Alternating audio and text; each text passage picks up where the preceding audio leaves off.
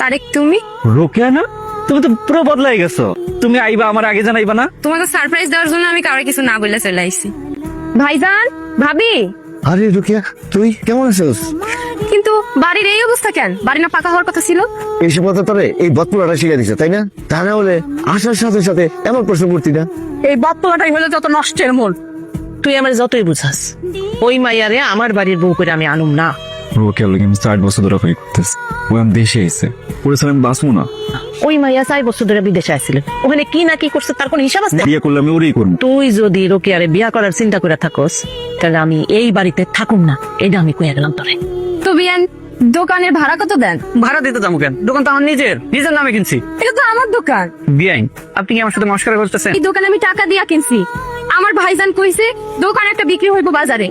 দোকানের নাম তো এটাই। এটা তো আমার দোকান। বুঝছি, আপনার মাথায় সমস্যা দেখা দিচ্ছে। আমি আমার টাকাতে দোকান কিনছি আর আপনি করতেছেন আপনার দোকান। এখন ঠান্ডা খায় মাথা ঠান্ডা করে বাড়িতে যান, কার দোকানের দাবি করতে আসেন না। আরে দেখ তো দেখা নিমু দোকানটা কার। রোকেয়া, তুই কিন্তু কাজটা মোটেই ঠিক করস নাই।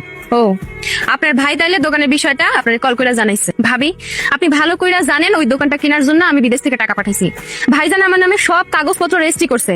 তারপর যখন ওই দোকান দেখতে গেলাম, দেখে আপনার ভাই সেই দোকানের মালিক। শোন রোকেয়া, তুই বিদেশ থেকে আইসস, কদিন পর ঠিকই চলে যাবি। খামাকা জ্ঞান করিস না তো।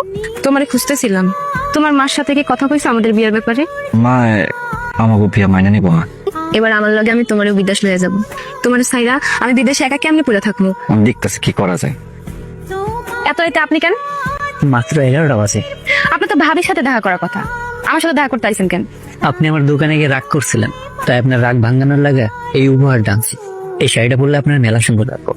আপনার শাড়ি আপনি নিয়ে এখনই রুম থেকে বাইরে হবেন। তুমি একজন প্রবাসী, অনেক কষ্ট করে টাকা পয়সা উপার্জন করো। তোমাকেও সেই টাকা পয়সাগুলো যদি তোমার ভাই তার নিজের নামে নিয়ে নেয়, সেটা আমি দেখতেছি। আর বাজারের দোকানটা আছে না, সেটাও আমি ব্যবস্থা করি। তুমি কোনো টেনশন করো না। আপা, রোকে বেরিয়ে তো দেখি উকিল ধরছে।